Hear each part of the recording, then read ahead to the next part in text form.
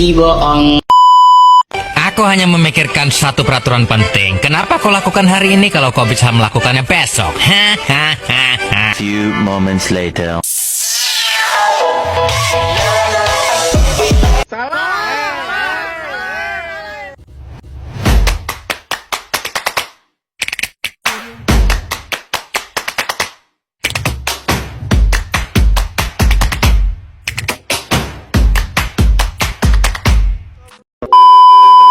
Assalamualaikum warahmatullahi wabarakatuh. Perkenalkan, nama saya Rika Ramawati, NIM 2024-12055. Di sini saya akan membahas pelanggaran HAKI pada kasus Oreo vs Oreo untuk memenuhi ulangan tengah semester pada mata kuliah Sistem Informasi Manajemen. Kronologi kasusnya itu pada tahun 2010, pemilik merek Oreo menggugat PT Siantar Top atas pendaftaran merek Oreo karena dianggap memiliki persamaan nama, tampilan, warna, kesamaan, dan jenis produk yang dapat membingungkan konsumen dan meniru ketenaran merek Oreo. Meskipun kedua merek telah terdaftar di Direktorat Jenderal Kekayaan Intelektual untuk kelas 30, pengadilan menyatakan bahwa pendaftaran Oreo dilakukan dengan itikat tidak baik dan bertujuan membonceng popularitas Oreo.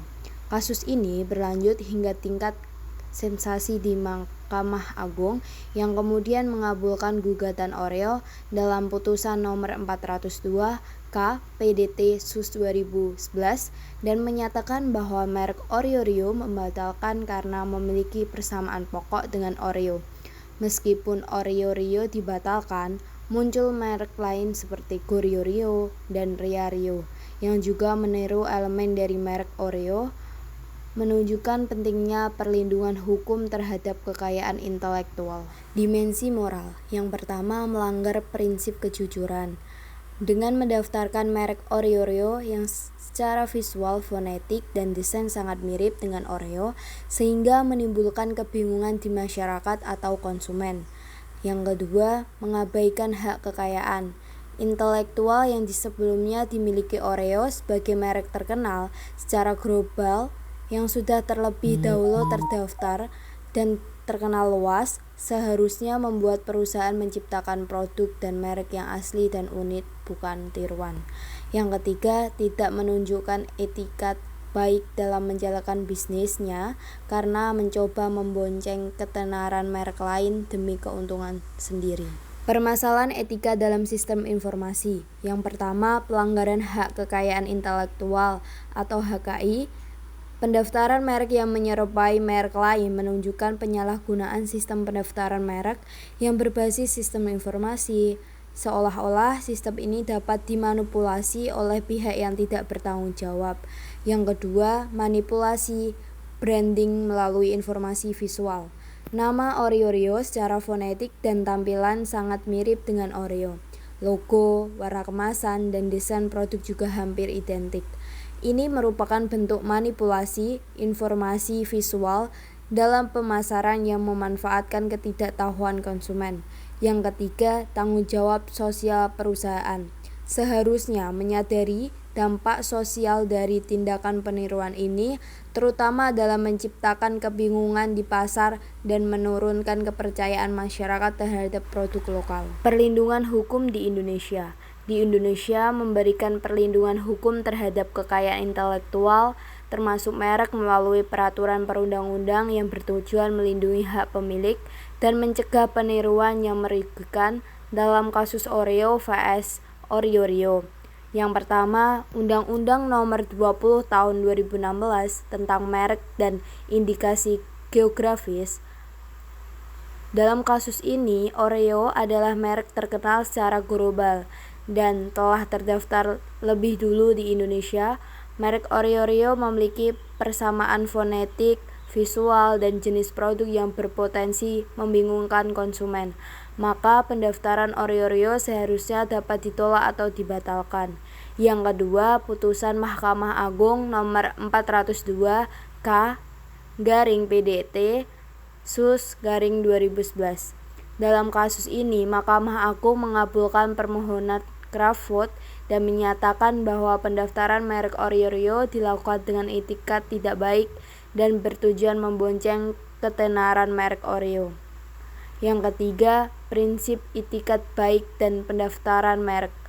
UU Merek menegaskan bahwa pendaftaran merek harus dilakukan dengan etikat baik.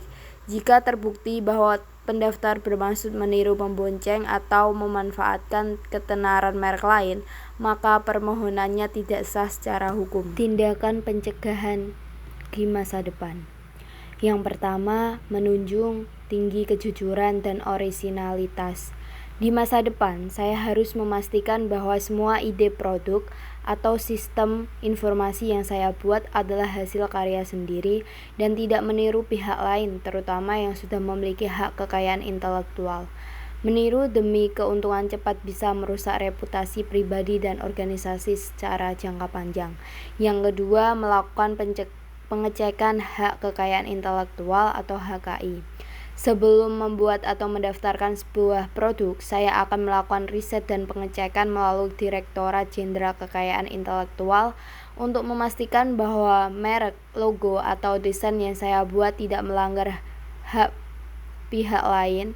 Ini adalah bagian dari tanggung jawab moral dan hukum. Yang ketiga, mengutamakan etikat baik dalam setiap proses bisnis.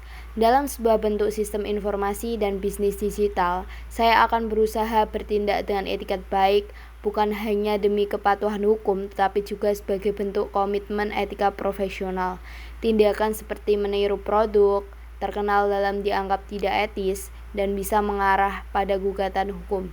Yang keempat, mengembangkan literasi etika digital. Saya akan terus meningkatkan pemahaman tentang etika dalam dunia digital, termasuk bagaimana sistem informasi digunakan secara bertanggung jawab.